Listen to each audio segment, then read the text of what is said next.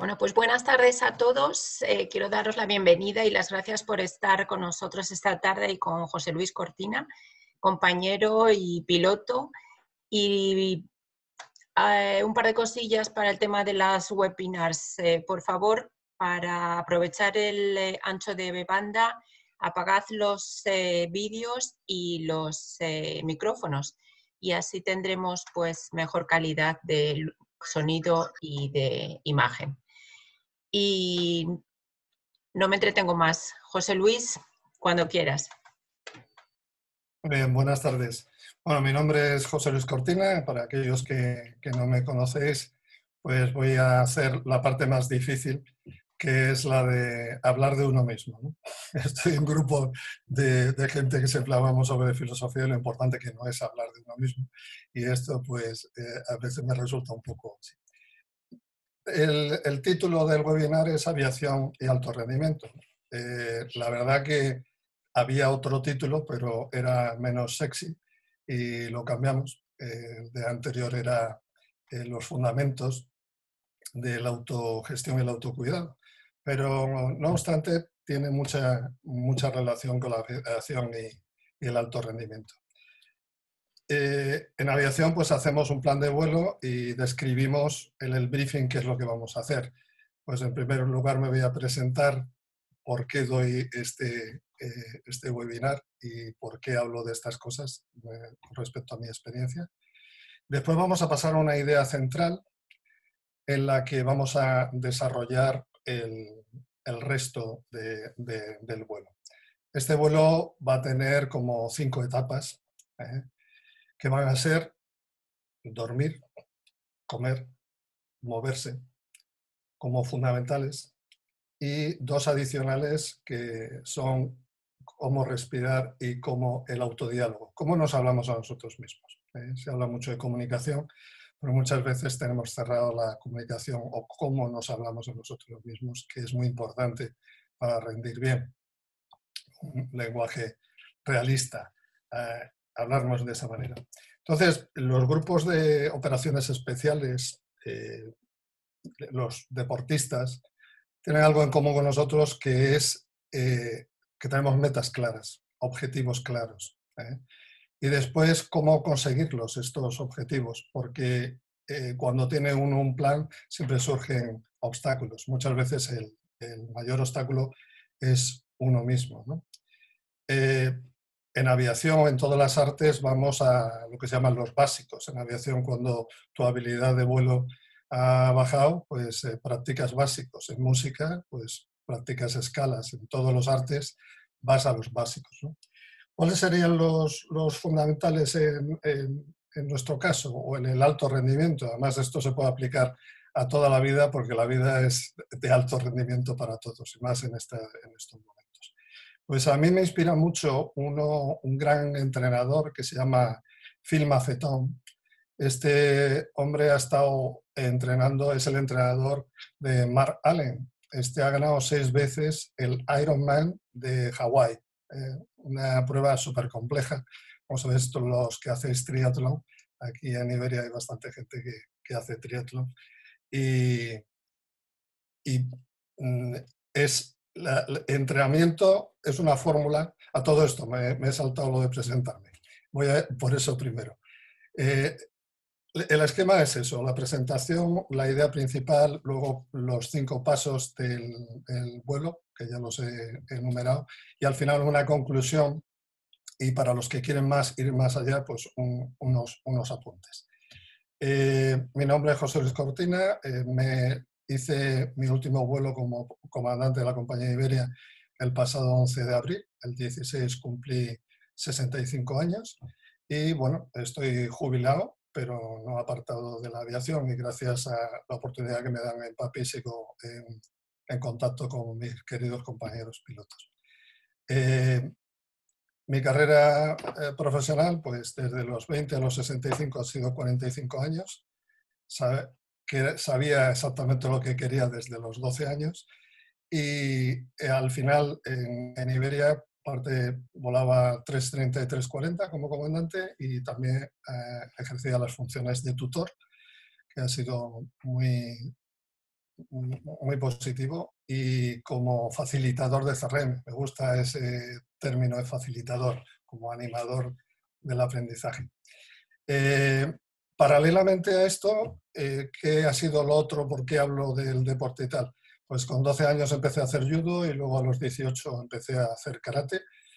Y me fui a entrenar a Holanda, después estuve entrenando, allí conocí a Steve Arnil, que era el entrenador del equipo campeón del mundo entonces, que eran los ingleses, me fui a entrenar con él a Inglaterra, allí saqué mi primer Dan. Cuando regresé a España, pues participé en diversas competiciones, nada más llegar fue subcampeón del primer campeonato, se llama Copa Presidente aquí en el Magariños, y quedé subcampeón de técnica y catas, y más adelante en combate, pues en el año 82, una federación de artes marciales reunidas y tal, que se celebró aquí en Valencia en el 82, quedé campeón. Lo comento esto no porque sea importante lo de campeón, sino para mostrar que me dediqué con mucho ahínco, con mucha intensidad, ¿no? Lo más bonito de todo esto, bueno, ya después tuve que decidir es la aviación o el karate, y lo más bonito de esto ha sido la etapa cuando estaba enseñando, ¿no? Y ver cómo progresa. Y claro, eso me hizo interesarme por el alto rendimiento, por cómo entrenar mejor, cómo hacerlo mejor, ¿no? Y ahí fui descubriendo muchas cosas a lo largo de estos 40, casi 50 años, y que es un poco un resumen que los voy a dar ahora. Vuelvo a retomar el hilo, y la idea principal, de la que parto, es la de Phil Maffetone, el entrenador de Mark Allen, como os he dicho, que ganó 6 Ironman de Hawái, que es como el campeonato del mundo de triatlón. El entrenamiento es igual a trabajo más recuperación. Puedes tener muy buenos entrenamientos, pero sin la recuperación no se alcanza el alto rendimiento. Entonces, en ese aspecto de la recuperación es donde voy a incidir más, en tener una disciplina de recuperación. Los aviones, no se nos ocurre montar en un avión que no tiene el adecuado mantenimiento, o porque tengamos mucha prisa vamos a dejar de repostar. Esas cosas son necesarias y hay que hacerlas, y son un no-go. Entonces el mantenimiento, el cuidado que tenemos que tener de nosotros mismos, teníamos que considerarlo en ese sentido. De hecho, hay mucha gente muy disciplinada en los dos aspectos. Y bueno, ahora pasamos ya a cada una de las etapas. La primera, el dormir. El dormir no solo es uno de los fundamentos del autocuidado, en cierta forma podríamos decir que es la base sobre la que se construye todo lo demás. Ya sabemos, una pirámide, conforme sea la base podemos subir la cumbre. Si tenemos una base muy pequeñita y sube mucho, es muy inestable, pero una base amplia nos permite que eso suba. Entonces, el dormir, sobre todo, es esta idea, no es un lujo, es una necesidad. Está en la categoría de necesidad. Os recomiendo un libro que se llama Why We Sleep, de Matthew Walker. En este libro es bastante amplio, es de los más interesantes que he leído. Y comenta, además, empezar, que hacen un test a un grupo de memoria, ¿no? Un test de memoria. Y toman ese grupo como referencia, un grupo que ha dormido, y lo toman como referencia. Y otro grupo que no ha dormido, y tomando ese grupo como referencia, el resultado del test de memoria es de un 40% inferior en el otro grupo, un 40% inferior. Es decir, nuestras habilidades de la memoria, el working memory, la memoria de corto plazo y tal, se ven muy afectadas por el sueño. Los mejores intérpretes de música tienen una cosa en común, que practican mucho, y la otra es que duermen también más horas que el otro, por así decirlo, el otro grupo, que está también muy alto, pero no tan alto como por así decirlo, los primeros espadas, ¿no? Entonces, el test de memoria. Luego, hacían otras mediciones que son, por ejemplo, las células killer de nuestro sistema inmunitario. La bajada de las células killer cuando no dormimos no es un 10%, ni un 20%, ni un 30%, es un 70%. La falta de sueño nos deja predispuestos a nuestro sistema inmunitario a poder coger cualquier cosa o estamos más proclives a que esto pase. Eso, el dormir no es una pérdida de tiempo. Aunque estemos inmóviles, estamos en mantenimiento, estamos recuperando. No somos un mecanismo, somos un organismo y los organismos se reconstruyen a sí mismos. Así como los mecanismos, esa reconstrucción viene de fuera, el organismo es muy importante esa recuperación. Entonces, el sueño es fundamental. Hay una cosa también muy curiosa, que nuestra actividad mental produce NH3, que es amoníaco, y eso lo tenemos que eliminar. El cerebro está la barrera hematoencefálica, que hace que esté más protegido, pero bueno, hay menos flujo. Y cuando dormimos es la glía, que es la que soporta toda la estructura de las neuronas, la que disminuye y produce una diferencia de presión y hay un intercambio de fluidos y en cierta forma es como el cerebro se limpia, ¿sabes? Tenemos, él comenta, el Matthew Walker, que es más peligroso conducir, no fomenta, él dice, no fomento el alcohol, pero los accidentes de alcohol algo hace de maniobra o algo de freno o algo así, retardado las acciones, pero el que está dormido no hace nada, no hay frenazo ni hay nada, ¿no? Entonces, hay muchísimos accidentes de tráfico por eso. Se nota sobre todo cuando hay el cambio horario y es un experimento en realidad que se lleva a cabo con millones de personas en el mundo.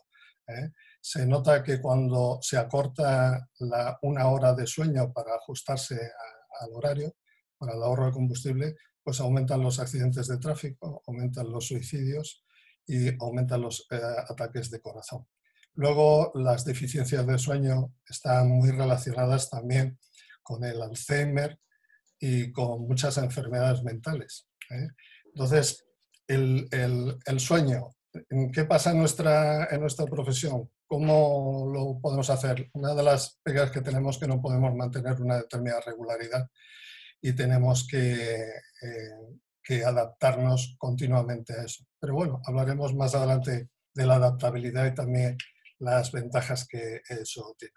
Nuestro segundo paso sería el comer, alimentarse. Bueno, esto es de lo más frustrante que he investigado por mí mismo, porque me encantan los libros, pero serían los únicos libros que no me importaría que fueran a la hoguera, ¿no? los de dietas, porque coges uno, luego otro y cada uno dice cosas diferentes. Pero dije, bueno, a lo mejor en todo esto hay algo que puedo ver en común, ¿no? Y ese es lo que me fijé, los puntos en común. Entonces, antes de tomar toda la chía o todas las semillas y tal y cual que van a ser buenísimas para nuestra salud, lo primero que tenemos que evitar pues, son las cosas que nos dañan. Es como si tenemos algo, una vasija con agua en el fuego y está hirviendo y la queremos bajar el hervir poniéndole cubitos de hielo, ¿sabes? Y venga cubitos de hielo cuando lo separa cuando lo quitas del fuego, ¿no? Entonces, aquí los puntos en común que había eran el azúcar, estaban de acuerdo casi todos, los de todas las dietas, las harinas blancas, refinadas, y los aceites procedentes de semillas. Decía, ¿el aceite de oliva? No, el aceite de oliva, la oliva es un fruto, y el aceite de oliva es un aceite de un fruto, ¿no? Hay dos aspectos dentro del comer que me gustaría enfatizar. Uno es el sistema nervioso entérico, que es la lo que tenemos en nuestra biota, en nuestro tracto digestivo. Y es curioso, los neurotransmisores, la serotonina, el 90% de la serotonina, que es la hormona que nos tranquiliza, está en el intestino. El 90% se produce ahí, no en el cerebro. Normalmente dice por la serotonina, ¿no? Por la serotonina se produce el intestino. Y luego hay que tener en cuenta la biodiversidad individual, ¿no? Entonces, aquí más que dar consejos, pues es sobre todo que cada uno de nosotros experimentemos con la comida, qué comida te deja más aletargado, cuál te altera más emocionalmente, qué relación también tenemos con la comida, ¿no? Cuando antes de Iberia estuve en Carbosur, estuve de jefe de seguridad en vuelo y hice un curso de prevención de accidentes en Estocolmo, el Politécnico de Estocolmo. Y allí contacté con uno de los ponentes y era el tema de la búsqueda de cuáles eran los alimentos que eran mejores para mantener el estado de alerta.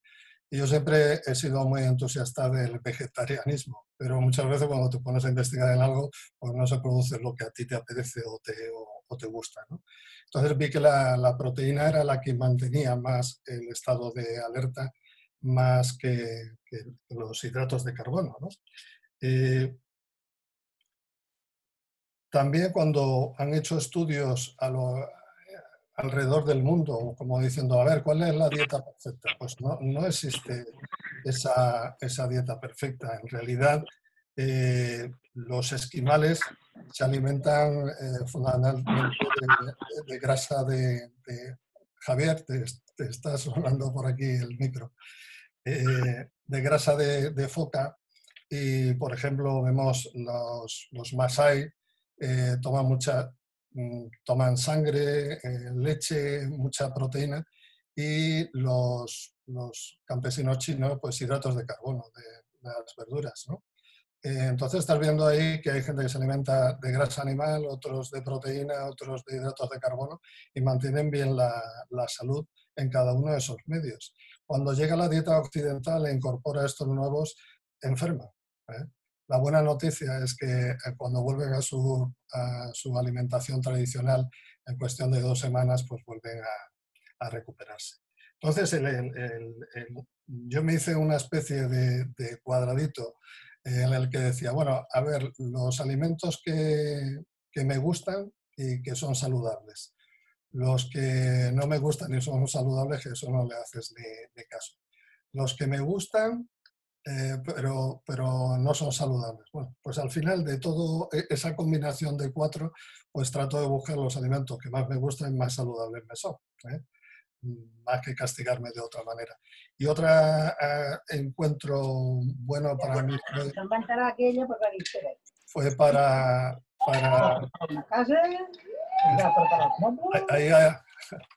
hay más ruidos por ahí. Bueno, y otra de las cosas que me ayudó el ayuno fue a descubrir que muchas veces no tenía hambre. En realidad quería algo que me estimulara o que me sacara de mi estado, y en los aviones de largo recorrido pues muchas veces no comes porque tengas hambre, sino porque estás aburrido y es como una especie de estímulo o algo así, ¿no? Y empecé a hacer el ayuno intermitente y eso pues me ayudó bastante, y sobre todo me enteré, no ya por el peso y demás, ¿no?, que también es importante, pero no es lo fundamental, es la potencia que tiene el ayuno a nivel quelante. El quelante es la eliminación de los metales pesados que está en la alimentación, y el ayuno ayuda a eliminar esto.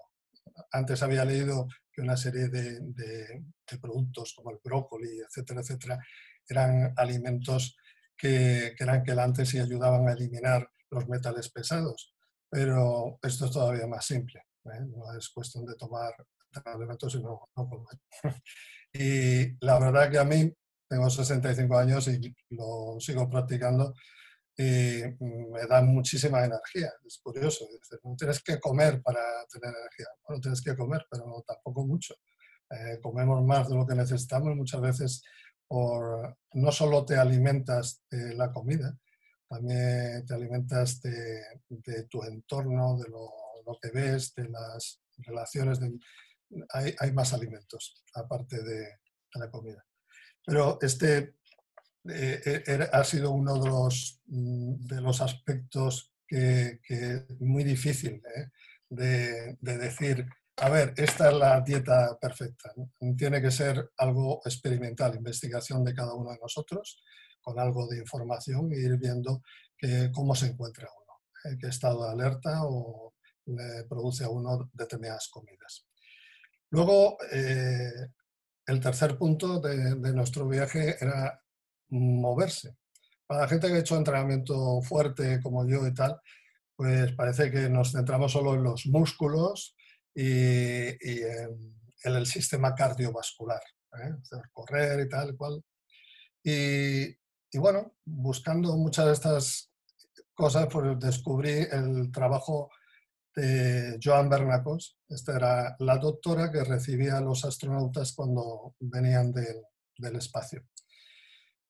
Joan Bernacos comentaba que los astronautas, los pobres, vemos muy glamuroso la profesión de astronauta, pero lo pasan muy mal. Cuando regresan a la Tierra han envejecido a nivel de osteoporosis y tal. En unas semanas han envejecido 20 años. ¿Sabes? Después se van recuperando, pero comentan que la piel, por ejemplo, se vuelve súper sensible. La piel se vuelve muy hipersensible. El dolor que tienen en los pies y en las articulaciones es tremendo. Además, imaginaros que estás en un estado de ingravidez en el que tu cuerpo no está estresado para nada, ¿sabes? Y de repente vienes aquí a la Tierra que hasta levantar un brazo o hacer cualquier cosa estás siempre en interacción con la gravedad.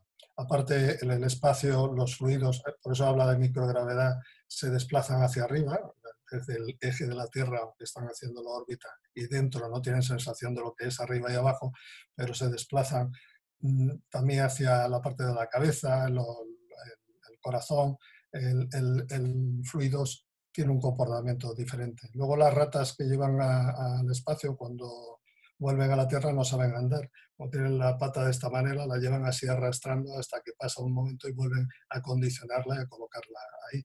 Ella decía que estaba haciendo un examen a uno de los astronautas, que era piloto, y empezó a observarlo, cierra los ojos y empezaba a caerse y tal. Y esto, total, que al final lo cogieron y le dije, oye, habías perdido el equilibrio. O sea, bueno, nunca me ha pasado y de parte no tenía la más mínima sensación de que estaba perdiendo el equilibrio. O sea, ni tenía el reflejo de poner las manos para el suelo. Hubiera golpeado con el suelo directamente, ¿no? Entonces, pues ella reunió todos esos conocimientos en un libro que es lo que nos ha enseñado el espacio para vivir en la Tierra. Y luego tiene otro libro que se llama Sitting Still, Moving Hills. También fue un libro que cuando empecé a leerlo de tal y cual, y digo, pero esta mujer, qué frustración. Además, en el avión volando, sentado un montón de horas en un vuelo transoceánico y lees estas cosas de que te mata el estar sentado, y dices, bueno, pues qué solución me da todo esto, ¿no? Y es curioso. Ella comenta una anécdota que le pasó. Le dieron un homenaje en la NASA. Fue a dar la charla y sobre el libro. No, era un libro que había publicado sobre el libro. Y bueno, estaba mucha gente de la NASA allí invitados. Y cuando ella iba a su mesa, pues un señor le dice, bueno, ¿de qué trata el libro? Dice, bueno, pues el libro trata de que es muy importante ponerse de pie pues cada media hora para si uno quiere mantener la salud. Y dice, cuando me doy cuenta que se lo estoy diciendo a un hombre que está en una silla de ruedas. Y claro, me sentí muy avergonzada cuando fui a la mesa y oye, ¿con quién habla? Dice, estabas hablando ahí con... dice, no, mira, lo que me ha pasado, voy y le digo a este hombre que la salud hay que levantarse a alguien que está en una silla de ruedas. Dice, hombre, pues has estado hablando con el señor Müller, que le llamaban Mr. Apolo, uno de los jefes del programa Apolo. Total, bueno, ahí quedó la cosa. Al cabo de un tiempo le llamaron a ella a su casa, que estaba invitada al cabo de un par de meses o así, a la casa de los Müller. Y dice, bueno, fue allá a la casa de los Müller y cuando le abre la puerta es el señor Müller el que le abre la puerta sin silla de ruedas y de pie, ¿no? Bueno, pues hablando la sorpresa de eso, y dice, bueno, pues dice, mi padre pues hizo eso, lo que tú decías, que cada media hora se levantaba por lo menos un minuto y estaba de pie, ¿no? Y era como resetear otra vez el cuerpo con respecto a la gravedad. Por el estar tumbado o sentado, simula en cierta forma como si estuviéramos en el espacio y deteriora nuestra salud en ese sentido. Dice, este procedimiento lo hemos probado con gente que estaba en mala salud entre los 75 y 85 años y nos ha dado un muy buen resultado. Simplemente el levantarse durante un minuto. Digo, bueno, pues por lo menos ya tengo un input positivo de saber que cada media hora me tengo que levantar, siempre que lo permita el vuelo, las labores de vuelo, levantarme aunque sea un minuto. No es tampoco algo, es tener esa constancia, esas pequeñas cosas que producen la diferencia. Y ella decía, tuvimos mucho éxito con gente entre 75 y 85 años, pero tengan en cuenta que el señor Müller tenía 92 y fue capaz de dejar la silla de ruedas con esa cosa tan pequeñita. Entonces, dentro de lo que es el movimiento, ya te digo, los que hacemos deporte, por así decirlo, de competición y tal, pensamos que los únicos que hacemos deporte, lo que es importante es el fuerte o nada. Y estamos muy equivocados. De hecho, muchas veces también se puede pecar por el exceso y el sobreentrenamiento no es nada aconsejable. Entonces, por así decirlo, el conjunto del movimiento, parpadear, masticar, eso también es movimiento. Eso está como englobado lo que es el movimiento, ¿no? Luego, ahí tendríamos un subconjunto que es la actividad física, pues subir las escaleras, moverte, ir al trabajo, conducir el coche. Fíjate, ya que el girarse la cabeza, ahora tenemos una cámara que nos... Estamos viendo a José Luis, ¿lo quieres ver? Hola, ¿puedes quitar el micro?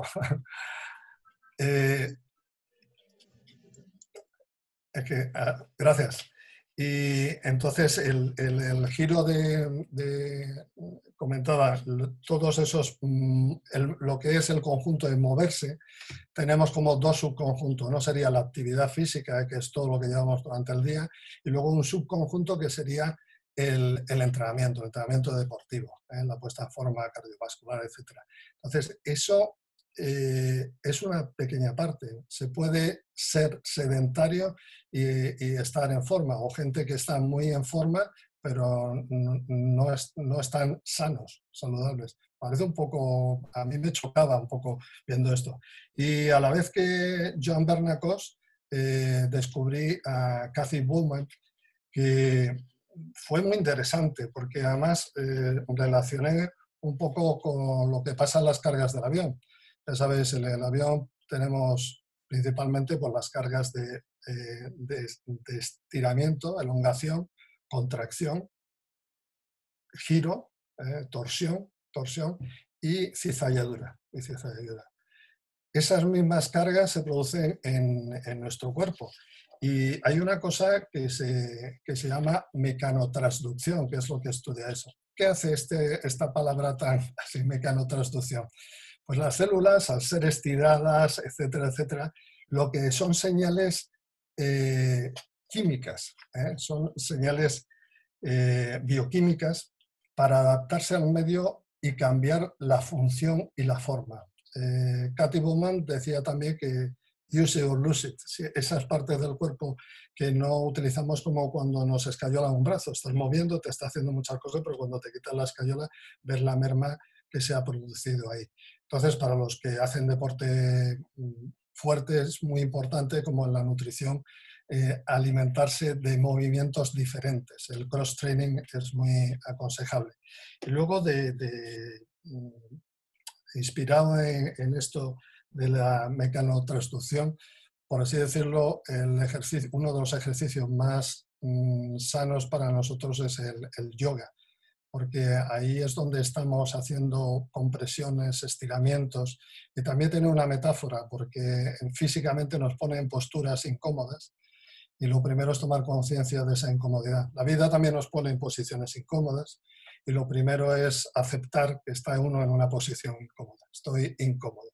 ¿eh? Eso no es pensamiento positivo de cambiar. No, no, estoy comodísimo, no, estoy incómodo. Bueno, ¿y qué hago en esta incomodidad? Ahí es en el yoga es relajarte, tomar conciencia y tal y cual. Y poquito a poco esa incomodidad se va volviendo uno más hábil en manejarla. Así que en el apartado de moverse, recordar que está el conjunto del movimiento, como parpadear, masticar, cortar una lechuga, todas esas cosas pequeñitas que no las consideramos como actividad física, pero también son importantes. Andar descalzo, ¿sabes? Tenemos muchas más señales en los pies y tal. Y que todo no es el ejercicio fuerte y tal. Así que esos son los 3 primeros básicos, el dormir, comer y moverse. Luego, eso es lo que estuve viendo sobre todo en los textos que hay, en los cursos que hay de alto rendimiento. Luego añadí pues, el respirar y el autodiálogo. El cuarto, respirar. Pues bueno, todos sabemos que podemos aguantar tiempo sin comer, bastante, sin beber, algo menos, voy a tomar un sorbo, pero sin respirar nos cuesta bastante. Yo por el entrenamiento en karate y eso, pues las técnicas de respiración han sido algo que he practicado y luego me llamó la atención sobre todo los trabajos del coronel David Grossman, este psicólogo, estuvo dando clases en West Point y escribió un libro que muy interesante, pero muy duro. Es On Killing, es uno de ellos, y el otro sobre el combate. ¿Qué parte me interesaba a mí de todo eso? Pues los estados de estrés que se producen en el combate, tanto por el aspecto de las artes marciales como porque también he experimentado cuando está uno en una determinada situación, la visión túnel, y son cosas que nos pasan también cuando estamos en un simulador o en una emergencia. Hay cosas que saltan si uno, por eso la focalización esa de la atención. Y era curioso porque había como una especie de zonas que ellos denominaban como la zona blanca, es la que estás ahí entre 60 o 80 pulsaciones, tan normal, que no hay. Luego llegas a la zona amarilla, ahí está entre los 100 y 120 pulsaciones. Luego lo que llaman zona roja, la zona gris y la zona negra. El descontrol de los esfínteres y tal, vamos, que te deshaces, no tienes ninguna eficiencia. Estas pulsaciones está hablando no de entrenamiento, sino que alguien sufre por las hormonas y por el estrés. No son las pulsaciones que tú haces cuando estás entrenando, ¿no? Encontraron que había una franja óptima entre 115 y 145 pulsaciones, que era donde se tenía las mejores habilidades, es donde podíamos operar de una manera más eficiente, ¿no? Entonces, la respiración influye mucho en esto. Está Mark Divine, que es un comandante de los SEALs, que ha escrito un libro, Cómo piensan los guerreros, que tiene una parte sobre el tema de la respiración. Había 2 respiraciones, que la respiración táctica, que en cierta forma la conocía porque cuando estás en un combate en karate y estás aproximándote al adversario, tú insistes en la expiración, porque lo peor que hay es que te pille un golpe cuando estás inspirando. Que te pille un golpe cuando estás inspirando, te quedas seco, te quedas sin respiración. Entonces van buscando eso, ¿no? En el combate se va buscando golpear cuando el otro está inspirando. Pero claro, cuando estás en la zona de influencia empiezas a bajar la respiración. Entonces la respiración táctica que ellos utilizan cuando están en combate es alargar las expiraciones. Eso tiene un efecto sobre el sistema nervioso parasimpático y le va dando señales, ¿no? Ellos también tienen otra respiración que se llama box breathing, la respiración de la caja al cuadrado, que es 4 segundos inspirar, 4 segundos mantener, 4 segundos expirar, 4 segundos mantener y 4 segundos expirar. O sea, es inspiración, mantener el mismo número, expiración, mantener lo mismo, inspiración, mantener lleno, luego expiración. Esa forma de respiración produce relajación y foco. Y una vez se me ocurrió de, wow, no me puedo dormir, voy a hacer esta respiración. Y nada, estaba muy tranquilo, pero no me dormía. Esa no funcionaba.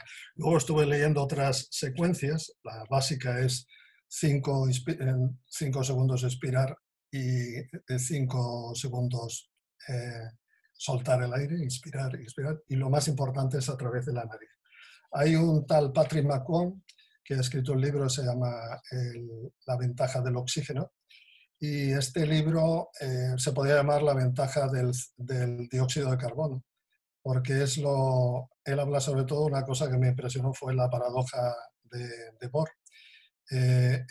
La hemoglobina no suelta el oxígeno si no hay dióxido de carbono. Entonces, si respiramos mucho y no hay dióxido de carbono, tenemos la sangre cargada de oxígeno, pero no llega a los tejidos sin la presencia del dióxido de carbono. Entonces, el dióxido de carbono nos pasa como con la comida, respiramos mucho y sobre todo tenemos que respirar todo el tiempo por la nariz, lo que aconsejan, y cambia mucho. Yo también lo he notado en el entrenamiento, que digo entrenamiento de alta intensidad, pero respirando por la nariz solo. También me llamó la atención que se produce óxido nitroso. El óxido nitroso ha sido una de las aplicaciones de los descubrimientos de la Viagra, que dilata las arterias, etc., el óxido nitroso. Entonces, ese se produce en el interior de la nariz, si estamos respirando continuamente a través de la nariz y lo distribuimos hacia todo el cuerpo. Tiene una serie de beneficios impresionantes. Pues dentro de esto, ellos lo que había otro, Belisa Branic, ha escrito un libro que se llama Breathing for Warriors, y estaba hablando de cuando la gente, a ver, respira hondo. Y se dice eso, hacéis respiración vertical y tenéis que hacer respiración horizontal, ponernos las manos a la altura de las costillas y respirar hacia los lados y fortalecer lo que es el diafragma, que es un músculo muy olvidado y muy importante. De hecho, cuando uno va envejeciendo, la parte que más empiezan a volverse más viejecitas son los pulmones y luego arrastra a todo lo demás. Hay varias secuencias, no tenemos tiempo para explicaros toda la secuencia. Está la secuencia básica, te digo 5-5, luego la secuencia del dormir, que sería 1-3-2, es decir, esa es como 4 segundos, pues 4 segundos inspirando, 12 segundos manteniendo la respiración con los pulmones llenos y 8 segundos expirando. Ese es un tipo de respiración que ayuda a eliminar eso. El de la focalización, que era el que he comentado antes de 4. Y fijaros, hay una cosa, pues lo que es el estudio del combate y el tema de la respiración. La gente cuando está en un estrés, y los policías, hay un estudio en Estados Unidos que están por el estrés a 145 pulsaciones por minuto, son incapaces de hacer una cosa con una mano y la otra. Esto que estoy haciendo así, no son incapaces. De los 45, si tú cierras una mano, la otra también. Y eso se ha producido muchas veces cuando han tratado de agarrar a alguien y a la vez tenían la pistola en la mano. Ha sido un disparo. Y no han sido disparos voluntarios, sino que se produce la bilateralidad. Lo que haces con una mano lo acompañas con el otro en estados de estrés. Por eso muchos de los entrenamientos que ellos hacen con fuego real y tal, es saber cargar un arma, montar esas cosas cuando estás en un estado de estrés. Esto, ¿dónde lo tenemos nosotros también? En los simuladores. En los simuladores también se nos inocula el estrés. Hay gente que dice, bueno, pero ahí sabes que no te vas a matar. Digo, sí, en el avión te juegas la vida y en el simulador te juegas el medio de vida. Es decir, que estrés también hay. Porque si fallas un simulador ya sabes lo que significa y todo lo que eso representa. Entonces, no es baladí la presión que existe ahí. Pero eso es una forma de inocularlos el estrés y trabajar sobre eso.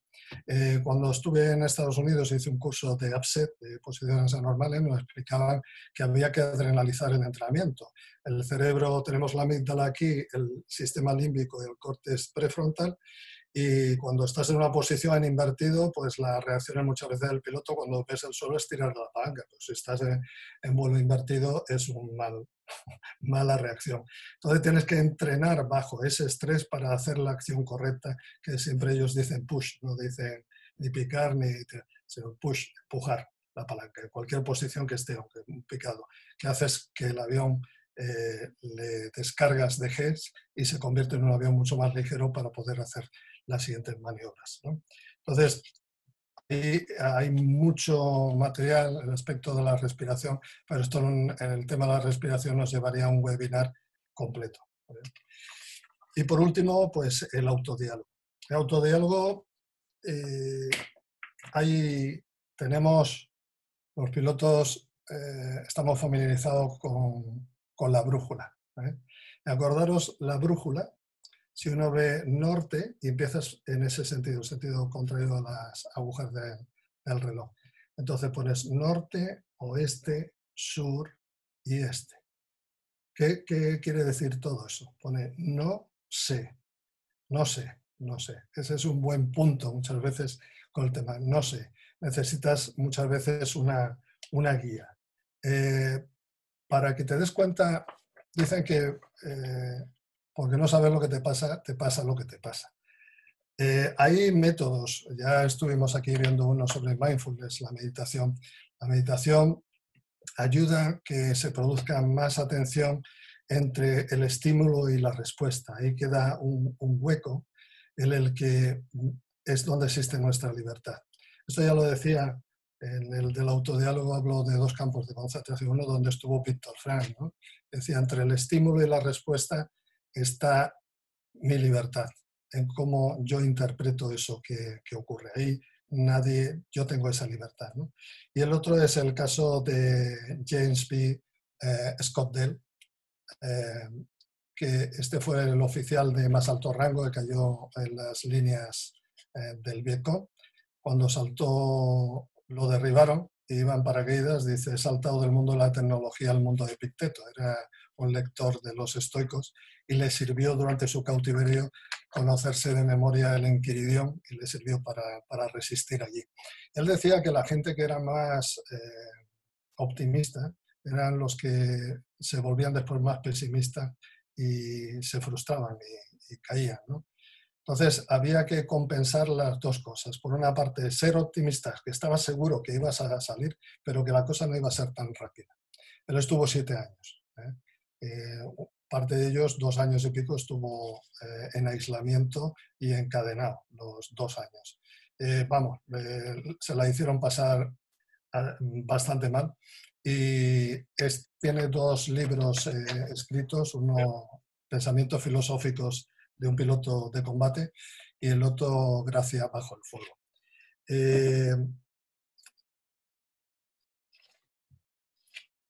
Sobre el autodiálogo, pues lo primero, evitar la rumiación de determinadas ideas. Hay veces que hay maneras de cortar, y es decir, un no, hasta en voz alta, con algo que está continuamente. Y lo otro es poner atención en la respiración. La respiración es nuestro aliado muchas veces para parar determinadas cosas.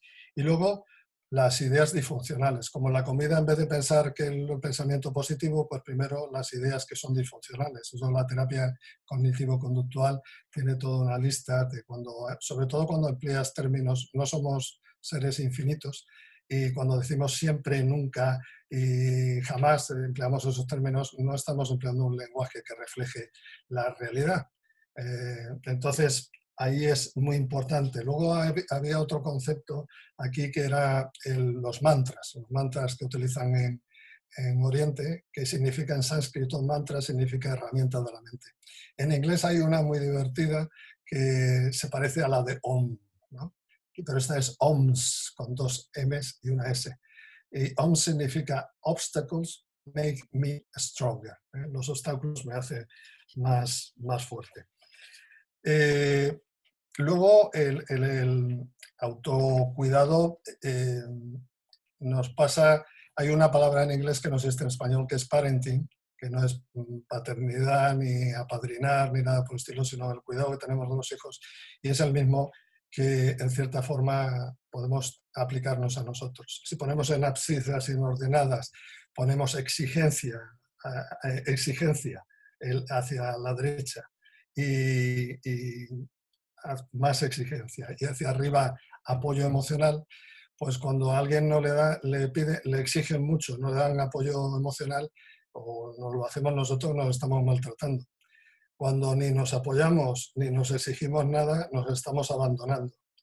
Cuando no nos exigimos nada y nos apoyamos mucho emocionalmente, nos estamos malcriando.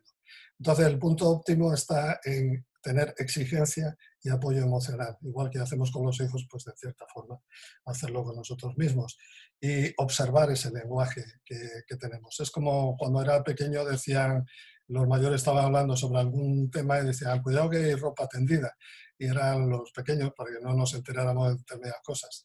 Nosotros siempre tenemos ropa tendida y es nuestro subconsciente. Nuestro subconsciente es como un niño muy fuerte, que tiene muy poquito sentido del humor y que se toma las cosas muy literalmente. Entonces, es curioso la forma en la que tenemos que tener cuidado en cómo nos hablamos a nosotros mismos, ¿no? Tener esa conciencia. Bueno, hemos llegado aquí al final de nuestro plan de vuelo. En cuanto a las conclusiones, pues sobre todo dejar la idea clara de que entrenamiento es igual a trabajo más recuperación, pero todo en la vida siempre necesitamos como hacer ondas, estar intensamente vivo y intensamente vivo también, pero descansando, ¿eh? Y recuperándonos. De esa manera vamos adquiriendo. Y tenemos nuestra checklist. Cuando las cosas nos vayan mal, enseguida, en vez de pensar que tenemos algún problema muy gordo y tal igual, dice, vamos a ver, ¿cómo estoy durmiendo últimamente? ¿Cómo me estoy alimentando? ¿Me muevo o estoy siempre pasivo y quiero tener un ánimo muy dinámico cuando estoy ahí arrugado, ¿no? ¿Cómo estoy respirando? ¿Cómo observo? ¿Cómo mi respiración ha cambiado en un determinado momento? Y luego, por último, ¿cómo me estoy hablando? ¿A qué le estoy prestando atención? La atención y la intención tienen como la levadura. Cuando miramos un desafío, tenemos una parte que llamamos problema y soluciones. Si fijamos nuestra atención en una parte, eso se aumenta. Si nosotros solo pensamos en el problema cada vez es más grande. Y si solo pensamos en la solución, esas también se multiplican.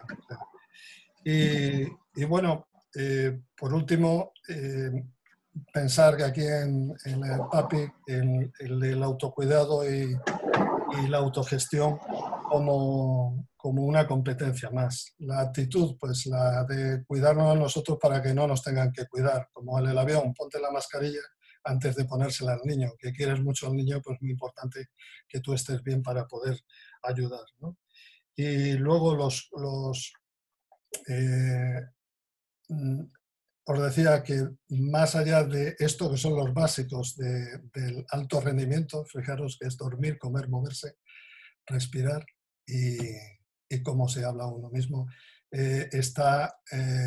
Hice un máster en la Universidad de Psicología Evolutiva con John McWhorter y el profesor nos hablaba de lo que era remodelar algo, ¿no? Por ejemplo, yo los vuelos transoceánicos remodelé mi definición. ¿Ves? Cuando llegaba muchas veces pues me decían, ¿qué? ¿Estás destrozado? Digo, no, estoy entero. Lo que estoy es que no he dormido y con dormir pues se me pasa. Entonces, tener cuidado con ese subconsciente y porque tengo un amigo, compañero aquí, siempre estoy roto y el hombre tiene unos dolores de espaldas tremendos. Y yo digo, ten mucho cuidado con lo que dices, que ahí está tu subconsciente que te oye. Y nada más, espero que ya el tiempo ha llegado, me he pasado un poquito, estoy para las preguntas, espero que eso, sobre todo la idea principal es entrenamiento o la actividad trabajo más recuperación y tener disciplina de recuperación, ser profesionales en defensa propia y cuidarnos en ese sentido. Y los 5 pasos en nuestra lista de chequeo, ¿eh? Dormir, comer, moverse, respirar, y cómo nos hablamos a nosotros mismos. Muchísimas gracias por vuestro tiempo y espero que al menos alguna de estas cosas, si os sirve en algún momento, ya ha merecido la pena. Bueno, ¿tenéis alguien preguntas para José Luis? Ahora pues ya podréis abrir los micrófonos. Bueno, mientras le quería decir a José Luis, aparte de que muchas gracias y que me ha gustado mucho, y que mientras, por suerte, como no estaba conectada con el vídeo, mientras había que moverse, yo me estaba moviendo. Esto de que moverse también es, pues yo qué sé, mover la boca o masticar, y que no es necesario ser un deportista de élite para moverse, y lo importante que es eso. Así que bueno, sí he estado haciendo un poco toda la lista de chequeo que nos has recomendado, ¿no? Y nada, sobre lo de las dietas, que me parece lo más complicado, eso que tú haces, el ayuno intermitente. Yo tengo a mi hermano que es un enamorado del ayuno intermitente y yo no he querido ni enterarme de qué va, porque me he enterado que uno come y no comes hasta el día siguiente y ya no he querido saber. Entonces él está feliz del mundo, él hace mucho deporte, ha adelgazado un horror. Y yo digo, yo le veía mejor antes, porque creo que cuando uno va teniendo edad tampoco conviene adelgazar mucho, la verdad. Al menos, bueno, él está muy feliz. Y nada, ya veo que tú también lo practicas y yo te digo que no he querido ni enterarme de qué va. Porque, sí. Lo que pasa es que como todas las cosas no hay que exagerar, ¿no? A veces se puede convertir en una competencia y pensar que contra más mejor, ¿no? Contra mejor, mejor. Siempre la calidad del entrenamiento, la calidad de las cosas siempre preferible a la cantidad, ¿no? A mí el ayuno intermitente me ha venido bastante bien también para como hacer un reset, como nos pasa en el avión muchas veces. Hay veces que hay un computador que se engancha, no sé cuánto. Oye, ¿qué hacemos? Le quitamos toda la corriente eléctrica. Y es un poco esa manera, ¿no? Y mi sensibilidad para determinadas cosas, aparte, a mí me encanta cocinar y me gusta comer, que no soy un tío de estos que, de hecho, en mi casa yo voy a comprar y cocino yo. Estará viendo mi mujer y mi mujer sabe que sí, la mayoría de las veces. Hoy, por ejemplo, lo ha hecho ella. Pero a mí me encanta cocinar y comer y reunirme con los amigos y todo esto en ese sentido. Bueno, yo solo quería hacerte la última pregunta, que te la haría un poco poniéndome en la piel de un piloto, que yo no soy piloto. A ver, de lo que esta mañana estaba leyendo el artículo de una amiga, de una colega, que decía que a algunas personas les está costando mucho salir porque, digamos que, bueno, habían encontrado cierto acomodo y al final, pues uno acaba acostumbrándose y adaptándose a todo, también a la soledad, al confinamiento, y que les estaba costando salir e incluso volverse a relacionar. En casa no tienes por qué arreglarte mucho, si sales tienes que arreglarte más, como que salir a la calle implica cosas que hacías antes, y algunas personas este tiempo de parada ha sido para ellos como un reciclaje y quisieran hacer algo diferente. Entonces, lo que yo digo, en este momento en el que están viviendo los pilotos todos, ¿no? En este momento de incertidumbre, de que no hay nada claro, todo es, ¿no? Quizás, como dice el cuento ese del libro que te comentaba el otro día, quizás. ¿Y qué es lo que les recomendarías a ellos? Y de paso a los que no somos pilotos, porque todo esto está bien, pero para esta situación concreta de incertidumbre, ayuda, claro, comer bien, dormir, por supuesto, siempre, porque es fundamental, respirar igual, todo lo que tú has dicho. Sí. Pero ¿hay alguna cosa que recomendarías a los pilotos? Porque esto dices que son los básicos. Sí. ¿Alguna cosa concreta que les ayudara a poder tener esperanza, a pensar que, bueno, que la incertidumbre es normal y que es lógico que uno sienta que quisiera saber más de lo que puede ser el futuro, de lo que les espera? Te quería preguntar eso, si hay alguna cosa que podrías decirles o decirnos a todos para esta situación que tenemos en este momento, dentro de estos básicos de los que tú hablas. Es que hay una cosa fundamental, como sabes, que es distinguir, en primer lugar, qué depende de ti y qué no depende de ti. Esta situación no depende de nosotros un montón de cosas exteriores. Luego, decir, con perdón, hay veces que te pueden regalar un montón de estiércol. Y dices, bueno, pues esto es una porquería. De bueno, pues lo pueden poner en una maceta, plantarlo y hacer crecer algo allí bonito y hermoso con eso, ¿no? También hay demasiado pensamiento positivo ñoño, es decir, que esto enseguida vamos a salir más fuerte. No, vamos a ver, es incómodo, estamos en una situación y tal, pero me acuerdo mi abuela, que nació en 1904, el 18 fue la Primera Guerra Mundial, después la Guerra Civil y después la Segunda Guerra Mundial, vamos, que la gente que vivió en aquel momento. Dice, bueno, ¿es consuelo, lo de mal de mucho, consuelo de tontos? Pues no, pero dices, es sobre todo donde pongo la atención en cada momento. Las situaciones en que puedo desear que las cosas sean de una determinada manera y estar todo el día pensando en eso. Dice, pero bueno, vamos a ver qué es lo que tengo y desde dónde parto. Hay muchas cosas que hay que reestructurarse, ¿no? Por ejemplo, en mi caso particular, yo estaba pagando el colegio de mis nietos, pero en Montessori, pero ahora ya tengo una pensión y no puedo permitirme lo mismo. Hay que reformular todo aquello. ¿Que va a ser peor para los niños? No creo, porque también está la familia, y yo me creé en una aldea donde me daba clase uno que estaba estudiando medicina, otro tal y cual, y una vez al año me iba al pueblo, a Medina Sidonia, a examinarme del bachillerato, y así pues lo fui haciendo en un sitio como había pocos medios. Cuando está curiosidad y todo eso, pues hay veces que la situación, a lo mejor si hubiera estado en un colegio yendo y tal, pues a lo mejor no hubiera hecho tanto bien, ¿no? No es tener una idea del positivismo ñoño. Es más, hay unas trampas en la felicidad que se vende hoy en día, del hedonismo, y dice, bueno, es que si no soy feliz todo el rato, es que hay algo malo conmigo. No, no hay nada malo contigo. Las emociones negativas son mensajeras importantes. Si algo te da asco, no te lo comas. Es una emoción negativa, no quiero esto.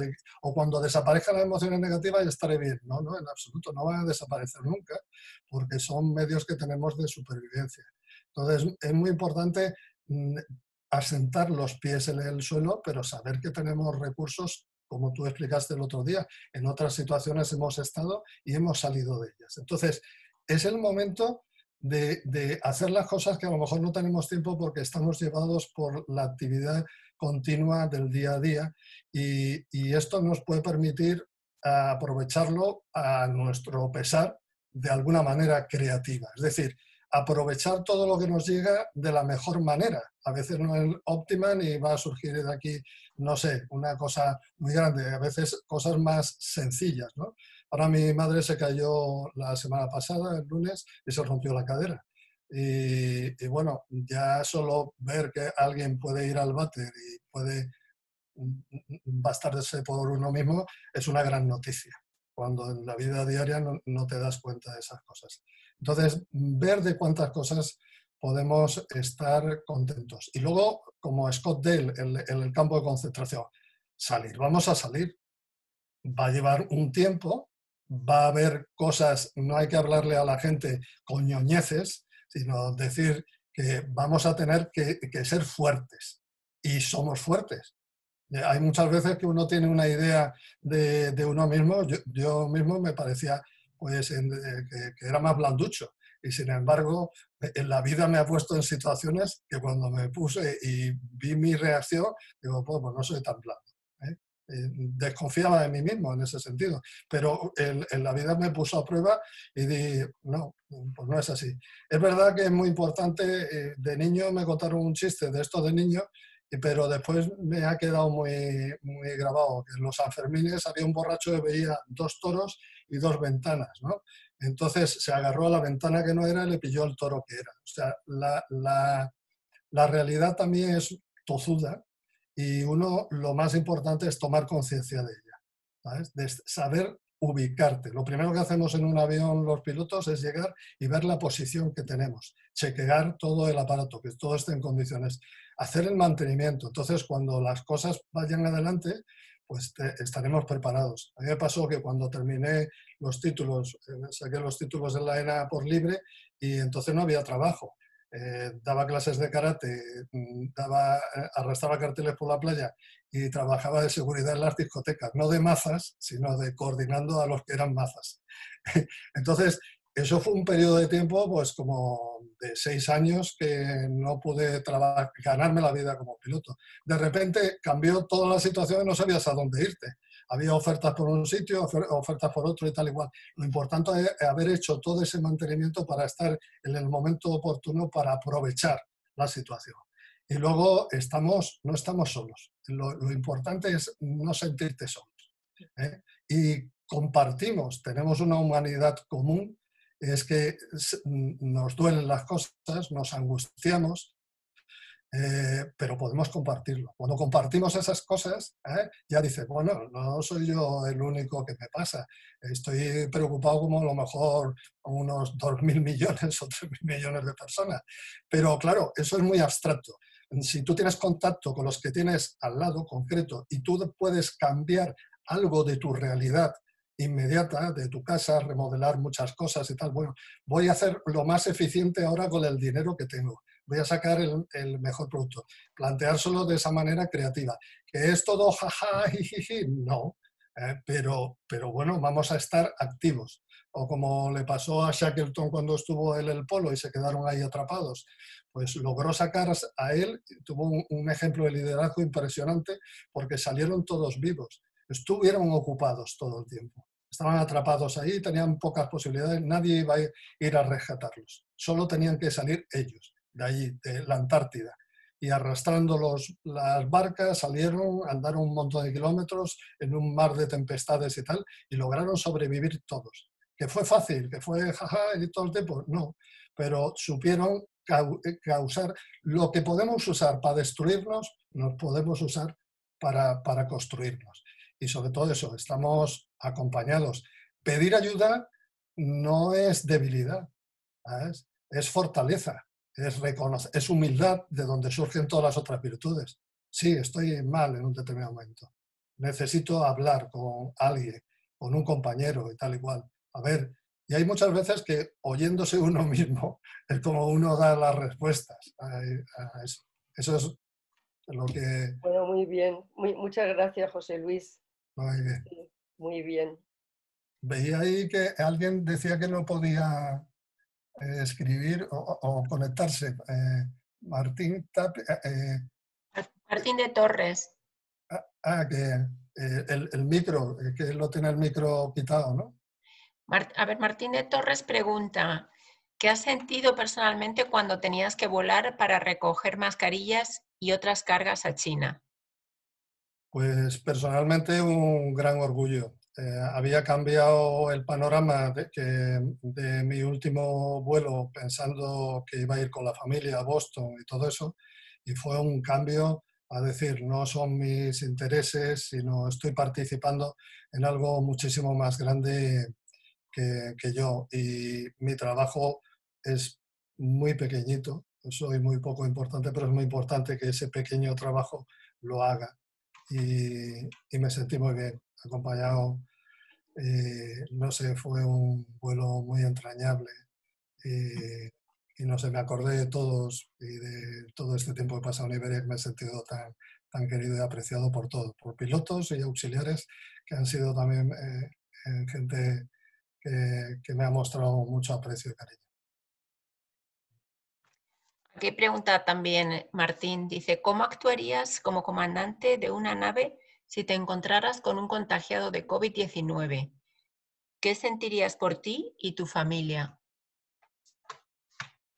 Bueno, pues en la nave, si había alguien de COVID-19, pues centrarme en solucionar el problema, no hacerlo, que el virus no contaminara también mi pensamiento de futuro en cuanto al tema de la familia. No sé si él me hace la pregunta que si está mi familia también ahí, pero ahí siempre ver lo que está en manos del comandante. El comandante no lo puede todo.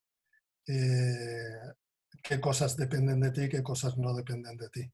Siempre pensando en el mejor, la mejor actuación. ¿Cuál es la mejor actuación? Pues la que realizas y luego ver los resultados. ¿Cómo trataría de hacerlo? Pues quizás, no sé, el protocolo sería el utilizar, depende que el vuelo fuéramos 3 pilotos o no, porque a lo mejor sería el camarote que usamos los pilotos para descansar si no hay nadie, como son los vuelos cortos a Nueva York y a Boston, usarlo para aislar a esa persona quizás ahí en ese sitio. Es difícil, no tengo todas las respuestas. En aquel momento espero hacer lo mejor para todos los que van en el avión. Bueno, pues ya no tengo ninguna pregunta más, así que muchísimas gracias, José Luis. Espero verte pronto y muchas gracias a todos los que hoy nos habéis acompañado en esta webinar de PAPI. Muchas gracias y hasta pronto para todos. Mucho ánimo a todos. Gracias. Un abrazo. Nos vemos. Chao. Hasta luego. Hasta luego.